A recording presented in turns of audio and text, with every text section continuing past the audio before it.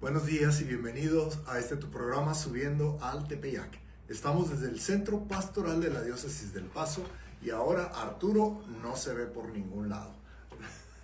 Arturo Adame, que normalmente está conmigo, todavía anda de vacaciones, pero lógicamente pues él anda disfrutando con su familia y yo aquí trabajando como debe de ser. Así que estamos aquí, el Dani y yo, ya en el estudio de Dani, trabajando desde principios de año, porque este año hay que empezar trabajando para terminarlo igual, trabajando mucho. Así que qué bueno que nos acompaña en este día y vamos a hablar de un tema que es importantísimo para todos nosotros, que es la Epifanía. La Epifanía, que lo conocemos como el Día de los Santos Reyes y que ya se aproxima porque el día de mañana empezamos con la Epifanía en las misas anticipatorias y el domingo en pleno se va a celebrar, cuando el 6 de enero es hasta el lunes, así que usted no se preocupe, todo bajo control. Vamos a empezar con una oración en nombre del Padre, del Hijo y del Espíritu Santo. Amén. Te damos gracias, Señor, por todas las bendiciones que nos has dado. Gracias, Señor, por este año 2024 que hemos terminado y este 2025 que hemos iniciado con mucha alegría, con mucho gozo, porque, Señor, sabemos que tú estás con nosotros en cada momento.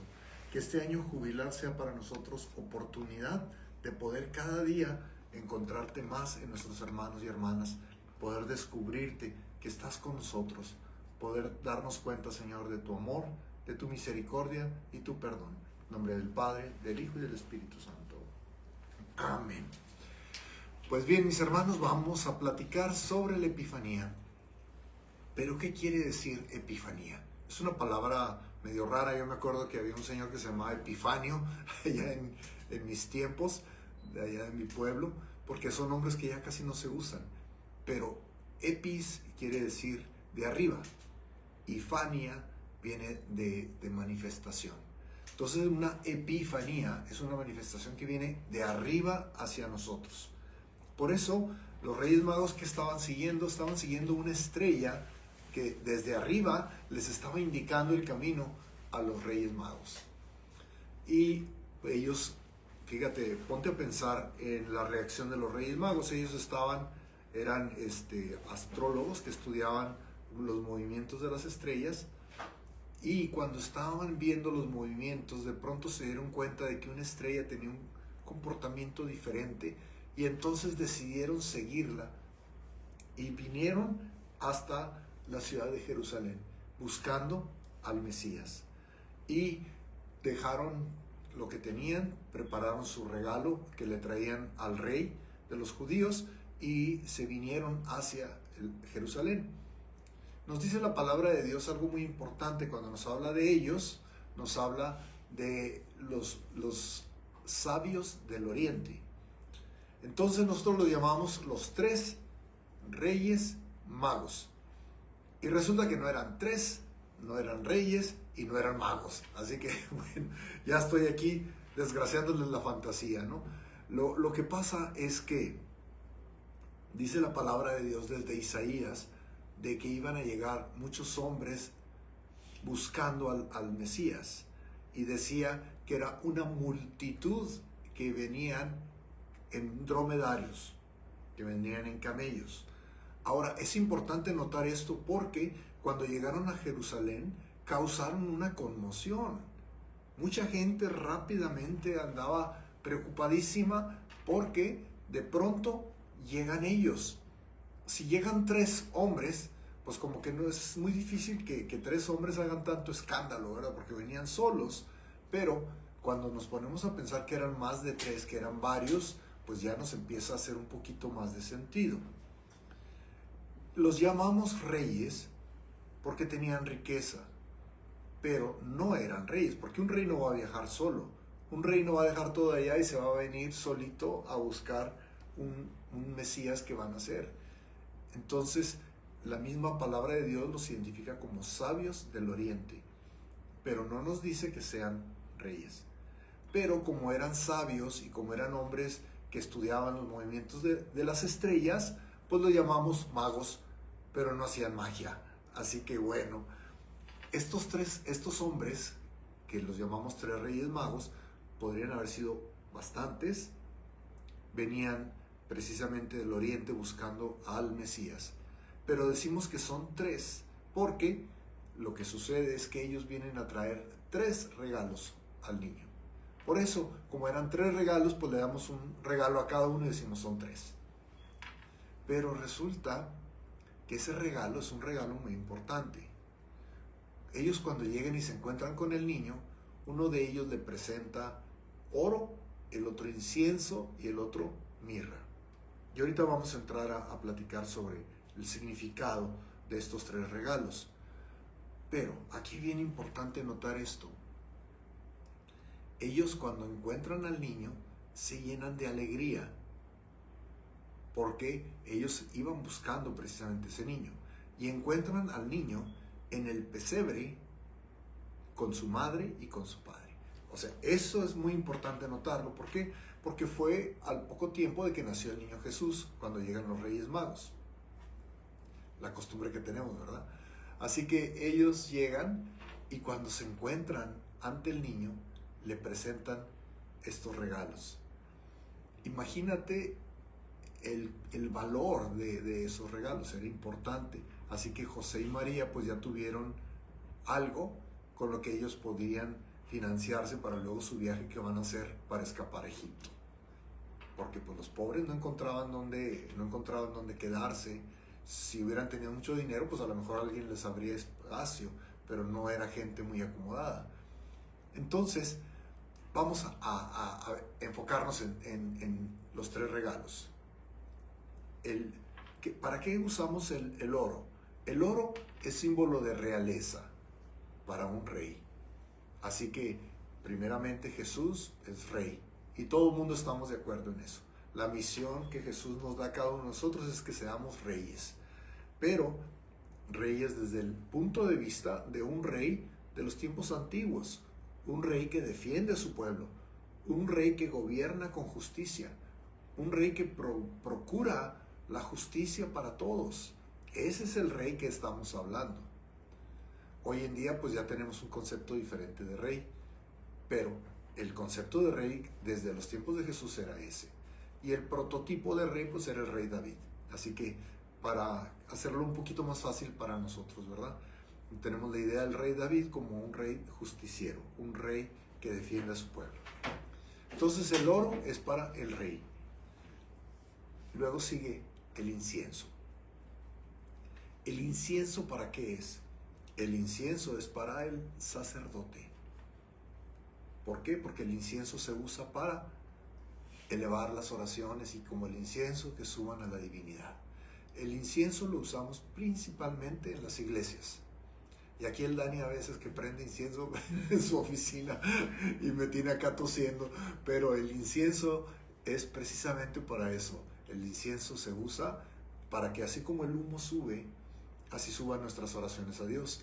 Y hay gente que le gusta el olor, entonces compran sus varitas de incienso y las prenden para que aromatice. Pero el propósito principal del incienso es para quemarlo en el templo. Entonces, aquí vemos a Jesús como un sacerdote. Y finalmente, tenemos un concepto muy importante, lo que es la mirra. Y la mirra es una hierba que se utiliza precisamente para quitar el dolor. La mirra es un analgésico. ¿Y por qué es importante notarlo aquí? Porque cuando Jesús iba caminando cargando la cruz, las mujeres buenas que se lo encontraban le ofrecían vinagre con mirra. ¿Para qué era eso? Para quitarle el dolor. Para que Jesús no sintiera el dolor que estaba cargando la cruz, que la corona de espinas, la flagelación en su espalda y luego cargar la cruz sobre sus espaldas. El dolor era muy intenso y ellas le ofrecían mirra para quitarle el dolor. Pero cuando hablamos de quitar dolor significa una cosa muy importante, que había dolor. ¿Qué quiere decir? Que Jesús es un ser humano. A Jesús lo ven los hombres del Oriente como un hombre, como una divinidad y como un rey. Así que esos son los 3 regalos. Eso es el significado principal. Ahora, el número 3 lo pudieron acomodar así bien, pero también en aquellos entonces, en el mundo, solamente existían 3 continentes: Europa, Asia y África. Eran los 3 únicos continentes. Estamos hablando más de 2000 años. Entonces, si había 3 continentes, pues un rey era de Europa, el otro era de Asia y el otro era de África. Y entonces nos dicen que el rey de Europa, ¿en qué venía? Pues en caballo, muy mono.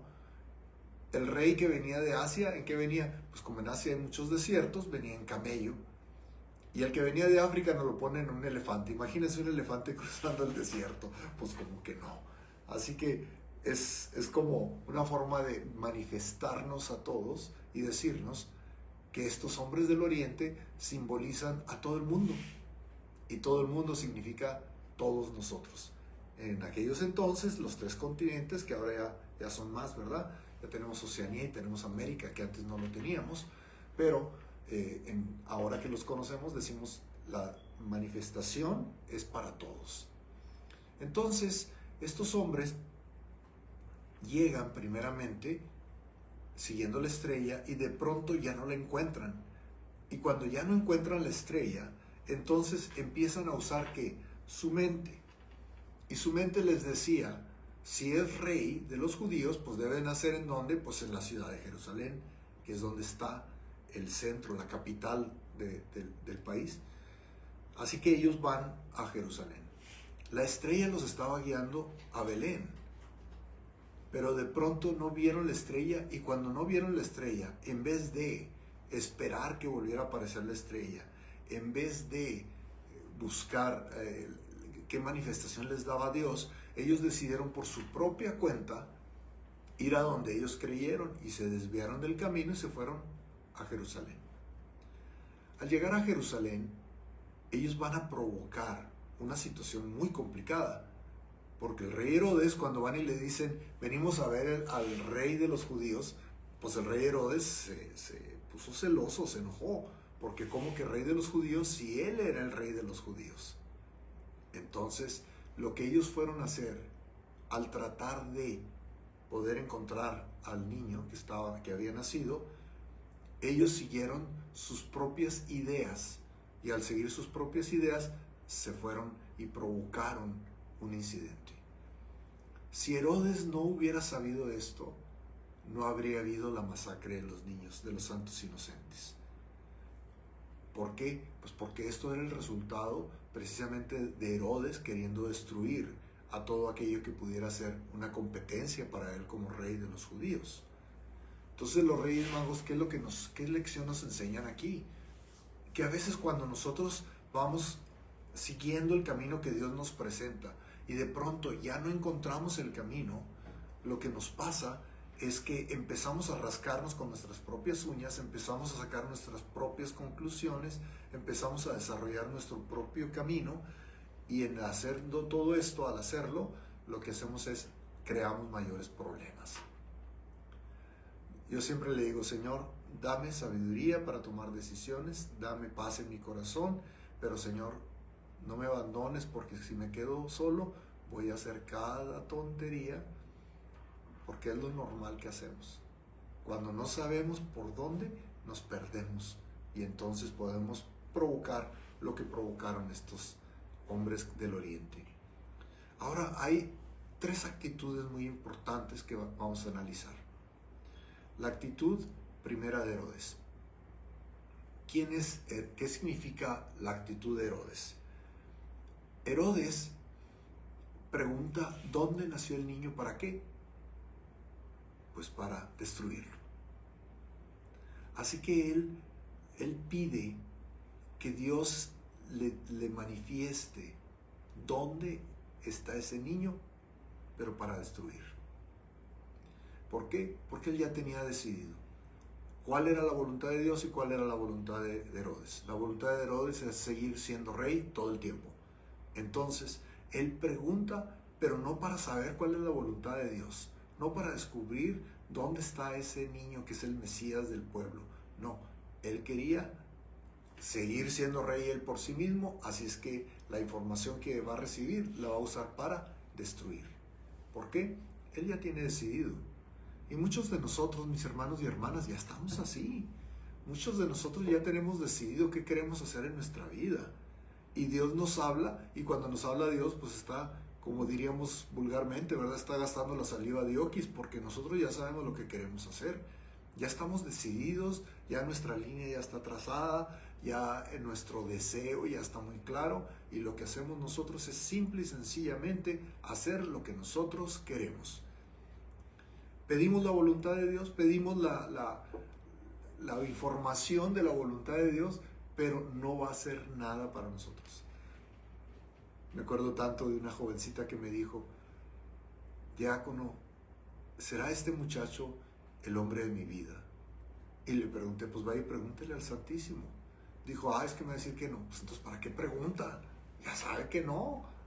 Pero ahí andamos porque ya hicimos la decisión. Ya dijimos, es esta persona, aunque Dios me diga que no, aunque toda mi familia, aunque todo el mundo, aunque todos mis amigos, aunque todos digan que no, yo voy a decir que sí. ¿Por qué? Por mis pantalones, porque yo ya me aferré y voy a hacer lo que a mí me da la gana. Estamos como Herodes. Ahora, cuando le dicen esto, Herodes manda a traer a los sacerdotes y a los profesores de la ley, y les pregunta que dónde van a ser el Mesías. Y fíjate qué cosa, ellos rápidamente y por unanimidad le dijeron: van a ser en Belén. ¿Por qué? Porque la Sagrada Escritura nos dice: y tú, Belén de Efratá, no eres la menor entre las ciudades, porque de ti nacerá el Salvador. Ya lo sabían. ¿Y qué hicieron cuando supieron de que ya había nacido el rey? Nada. Entonces ellos, que son, no son más que señalamientos que ahí están en las calles, el letrerote de alto, el letrerote de la izquierda, el letrerote de no hacer esto, y están ahí, como decía en la puerta de Alcalá, ahí está, y ahí está nada más. ¿Por qué? Pues porque no sirven de nada más que para señalar el camino, pero ellos no van a hacer absolutamente nada. Entonces, ¿de qué te sirve saber si no vas a hacer nada? ¿Y cuántos católicos, mis hermanos, cuántos cristianos sabemos en el mundo que sabemos tanto, pero no hacemos nada? Y luego llega alguien y nos pregunta: oiga, ¿qué cree que debo de hacer? Pero somos buenos para dar recetas. No, mira, haz esto, haz lo otro y demás y todo, pero nosotros nomás no hacemos nada en nuestra vida, no hacemos nada en cuanto a nuestro caminar. Así que la actitud de Herodes, ya estaba la decisión tomada, lo que quería hacer, así que él nomás pregunta: ¿pero para qué? Pues para salirse con la de él. Los sacerdotes y profesores de la ley querían saber. No, ellos ya sabían, pero no hicieron nada. Ellos nomás señalaron el camino. Y los reyes del oriente, los hombres del oriente, ellos sí, en cuanto vieron la estrella, ¿qué hicieron? La siguieron. ¿Y qué pasa? Nos dice que cuando salen de Jerusalén, en cuanto salieron de Jerusalén en rumbo a Belén, volvieron a ver la estrella. Pues claro, ya iban en el camino correcto. Y cuando volvieron a ver la estrella, se llenaron de alegría. Porque se llenaron de alegría porque dijeron: no voy a donde me mandaron, sino que voy a donde la estrella me está señalando el camino. Hoy que tenemos todos nosotros nuestra Siri, que nos da direcciones de por dónde manejar, o el Waze, o la aplicación que tengas, y te dice: vuelta a la derecha, vuelta a la izquierda, y de repente dices: pues ¿por dónde me trae esta cosa? Porque no ves que haya nada, y te está dando con una seguridad que te dice para dónde le des, y dices tú: es que ¿dónde ando? Pero de repente ves que empiezan las casas y dices: ya voy por el camino correcto. ¿Sí? Pero hay momentos de incertidumbre. Son como los pilotos de un avión, que van a aterrizar un avión y vienen entre nubes y les van diciendo: ve bajando, ¿qué altura llevas? Ve bajando. Y van ellos entre las nubes y no ven. De pronto se abren las nubes y ahí está la pista de aterrizaje y ya llegan muy bien. Pero imagínate que se abran las nubes y que se vea la ciudad y no hay pista de aterrizaje, pues a volverse a subir para arriba otra vez, porque si no irían a chocar. esos momentos son tan importantes porque vamos nosotros en nuestra vida guiados por la fe. Guiados por la fe. La fe nos va llevando, nos va diciendo, este es el camino. Y a veces no vemos, pero cuando de repente ya vemos, decimos, voy por el camino correcto. ¿Cuántas veces te habrás preguntado tú, iré por el camino correcto? ¿Cuántas veces te has preguntado, ¿sería esta la mejor decisión que yo debía tomar? Cuando estamos dudando así, nada más piensa en una cosa. Si es la voluntad de Dios, adelante. Algo bueno viene. Pero si no es la voluntad de Dios, entonces fue mi propia voluntad. Entonces tengo que atenerme al costo de mis decisiones. Los hombres del Oriente siguieron las indicaciones y cuando iban siguiendo las indicaciones, vieron la estrella y para ellos ya fue más fácil. ¿Por qué? Porque ya siguieron la estrella. No les dijeron en qué parte de Belén, no les dijeron en dónde estaba exactamente. Les dijeron, la ciudad de Belén, y ahí está una ciudad, y cuántos habitantes tenía. Y aparte, como había sido el censo, había mucha gente ahí. Entonces, ¿cómo iban a saber dónde? Pero ellos al ver la estrella dijeron, aquí está la estrella, y la estrella nos va a guiar. Así que los reyes del Oriente llegaron, adoraron al niño, y cuando le entregaron los regalos, lo adoraron, y al terminar, en un sueño, Dios les reveló que no regresaran con Herodes, porque Herodes les dijo, vayan y luego vienen y me dicen dónde está el niño, exactamente dónde, en qué lugar, qué dirección, ¿para qué? Para ir a matarlo. Pero en el sueño les reveló Dios que no regresaran a Jerusalén, sino que de Belén se fueron de vuelta a su casa.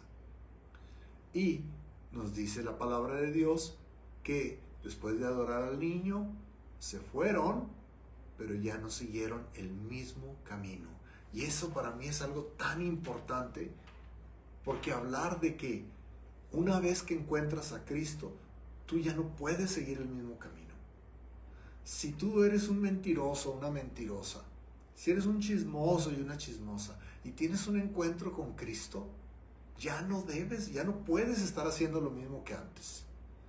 Y la gente te va a empezar a buscar. Cuando alguien es que anda diciendo puros chistes y que dice muchas majaderías y así, y la gente le gusta oír a esta persona que hable así, y cuando de repente dice, ya no voy a hablar así, yo esto ya voy a cambiar en este aspecto, la gente llega y ándale, di algo, ándale, no te hagas si tú siempre lo has hecho y demás, porque la gente no entiende que una vez que tenemos un encuentro con Cristo ya no podemos seguir siendo los mismos.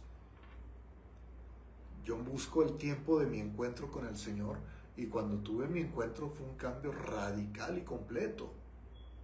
Después en mi vida tuve un encuentro de una manera diferente y ahí fue donde tomé decisiones en cuanto a mi vida profesional, sobre mi trabajo, sobre lo que iba a hacer. Y cada vez que voy teniendo esos encuentros con el Señor, me está invitando precisamente a eso. Me está invitando a ya no seguir el mismo camino. Así que mis hermanos y hermanas, esa es la clave de esta historia que estamos escuchando. Y a mí se me hace muy importante identificar lo que es una epifanía. Una epifanía, les decía desde el principio, es una manifestación de arriba. Pero, bien importante, nos vamos a encontrar que en el libro de los Macabeos está la historia sobre un rey que se llamaba Antíoco IV. Antíoco IV fue un rey terrible, fue un villano. Él asaltó el templo de Jerusalén y se llevaron todo lo que había de riquezas para luego hacer dinero a ellos. Así que nos encontramos a Antíoco, que luego él siente que tiene tanto poder y siente que es tan importante que él mismo se pone un apodo, Antíoco Epifanes. ¿Y qué es Epifanes? Una manifestación de arriba. ¿Qué es lo que quiere decir él en ese nombre? Él decía que él era la reencarnación de Zeus, porque él creía en la etimología griega. Así que nos encontramos de pronto este hombre que cree que él es Dios, una reencarnación de Dios. Por eso se pone Epifanes. Y algo bien importante que pasa aquí es que Antíoco hizo tanta maldad, pero nos dice la palabra de Dios que él murió precisamente de una manera terrible. ¿Por qué? Porque él creyó que él era Dios. Primer mandamiento de la ley de Dios: no tendrás otros dioses delante de mí. Ese es el primer mandamiento. Y Antíoco fue como Herodes, alguien que buscaba información y demás, pero que él creía que él era reencarnación de Dios, que él era el Dios mismo y que él era una manifestación de Dios. Le costó muy caro. Nos dice la palabra de Dios que cuando él murió, los soldados que cargaban su cuerpo antes de morir se vomitaban de la putrefacción porque se pudrió en vida. Terrible. Porque cuando buscamos nosotros caminos fuera de Dios, es lo que vamos a encontrar. Hay gente que cree que ellos son manifestaciones de Dios, que ellos son epifanes, y la gente los ve y se la cree. Hay gente que hace ídolos de sus artistas, de sus actores, de sus atletas, los ven como ídolos. Y luego cuando se caen, porque nos damos cuenta de que son seres humanos y que cometen errores, el daño que provocan es terrible, porque la gente los idealizó. Por eso tenemos que darnos cuenta de esto. Somos hijos de Dios. Todos somos hijos de Dios. Y si somos hijos de Dios, nos debemos de amar y respetar los unos a los otros. Y al hacerlo, nos vamos a dar cuenta de que le prestamos nuestros brazos, nuestros pies, nuestros labios a Dios para hacer el bien. Y ese es el llamado al que estamos invitados todos, a hacer el bien. Así que, bueno, mis hermanos, se nos acaba el tiempo, pero antes de irme quiero decirles que el día de mañana vamos a tener una misa muy importante, porque el obispo va a abrir la puerta jubilar de la catedral. A las 4:30 de la tarde, el sábado 4 de enero, vamos a caminar a las 4:30 del estacionamiento de catedral, de la preparatoria de catedral, hacia la catedral de San Patricio, para hacer una pequeña procesión, y vamos a entrar por la puerta jubilar. Así que nuestro obispo va a abrir la puerta jubilar del paso, que va a ser en la catedral, y estamos invitados al entrar a participar en la misa anticipatoria de la Epifanía. Así que va a ser una misa muy hermosa. Se abre la puerta jubilar, y recordemos que la puerta jubilar trae indulgencia plenaria. Así que para todas aquellas personas que quieran participar, pues acuérdense, vayan a confesarse, prepárense, entramos en procesión, hacemos un Padre Nuestro, un Ave María, un Gloria, y luego recibimos la comunión.